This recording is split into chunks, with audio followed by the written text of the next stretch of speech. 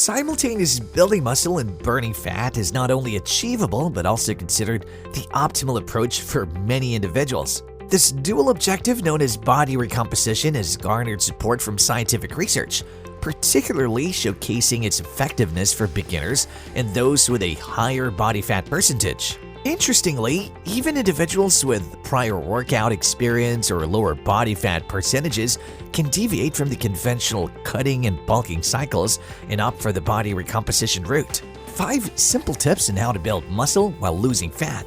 1.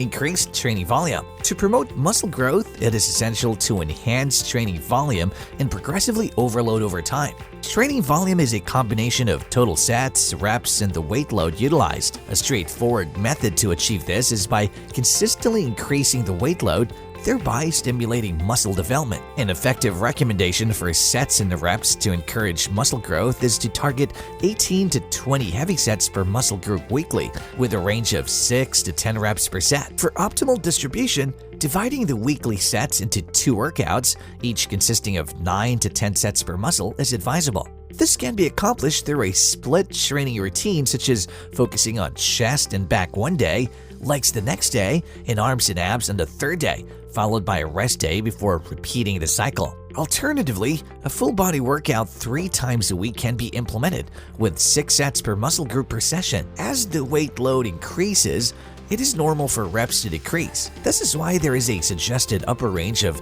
10 reps and a lower range of 6 reps. If the weight load can be managed for 10 reps, it's recommended to increase the weight, resulting in a likely drop in rep count. The subsequent focus should be on gradually restoring the rep count to 10 with a heavier weight, reflecting strength improvement over time. The cyclical process involves increasing the weight, reducing reps, and then gradually increasing reps, creating a consistent progression in strength and muscle development. 2. Nutrition. Nutrition plays a crucial role in achieving both muscle growth and fat loss simultaneously. The key is to set a clear goal, even when working on both aspects together. For beginners or those returning to weightlifting after a break, starting with a calorie deficit is beneficial. This doesn't hinder muscle growth. In fact, it enhances it. This approach is also effective for individuals with higher body fat percentages or those categorized as obese. If your body fat is above 15% for men or 24% for women,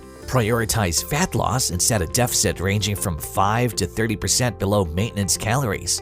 A higher fat percentage may warrant a larger deficit. For those around the 15% body fat mark for men, opt for a lower deficit of 5 to 10% below maintenance. If you have less than 12% body fat for men or 21% for women and a history of weight training, focus on building muscle with a modest surplus of 5% above maintenance calories. To find your maintenance calories, use the provided link, tdcalculator.net. Once you have this number, calculate your protein intake by multiplying your body weight by 0.73 grams.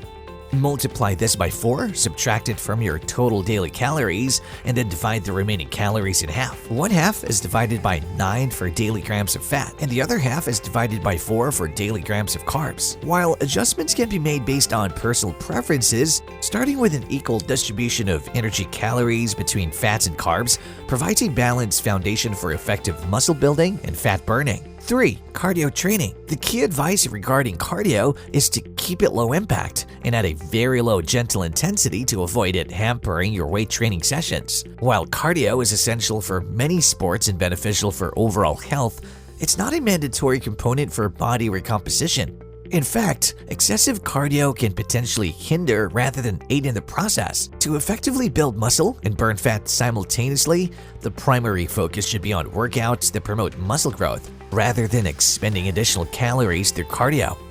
Therefore, for cardio, I suggest opting for low-intensity activities such as walking or their equivalents. This ensures that you can fully recover before each weight training session. If your current cardio routine is leaving you excessively sore, it might be beneficial to switch to a lower impact and lower intensity form of cardio. 4. Forget about your weight scale. Relying solely on body weight as a measure can be misleading and counterproductive. The scale reflects the overall weight of the body, considering not only fat but also muscle, bones, organs, and water weight. Strength training aimed at building muscle leads to significant changes in body composition. Muscle, being denser than fat, occupies less space, potentially offsetting a substantial decrease in overall body weight. Instead of fixating on the scale, it's crucial to pay attention to alternative indicators of progress. These include alterations in body measurements, enhanced strength and endurance, personal observations in the mirror, and the fit of clothing. Focusing on a holistic view of progress provides a more accurate representation of the positive changes occurring in the body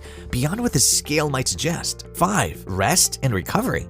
Prioritize adequate rest and sleep, as sleep deprivation has been proven to significantly impede fat loss and make it challenging to maintain and build muscle. Aim for 7 to 9 hours of sleep per night, as this is considered an ideal target for most individuals. During sleep, the body engages in essential processes such as healing broken down muscle tissue, burning fat, and releasing beneficial hormones for recovery. In terms of muscle recovery, ensure that each muscle group gets a minimum of 48 hours of rest before training them again. If opting for full body workouts, it's advisable to schedule them every other day. For those following a split training routine, be cautious not to overlap workouts, as illustrated in the example split training routine provided earlier. Regularly reassess your progress every few weeks and adjust as needed.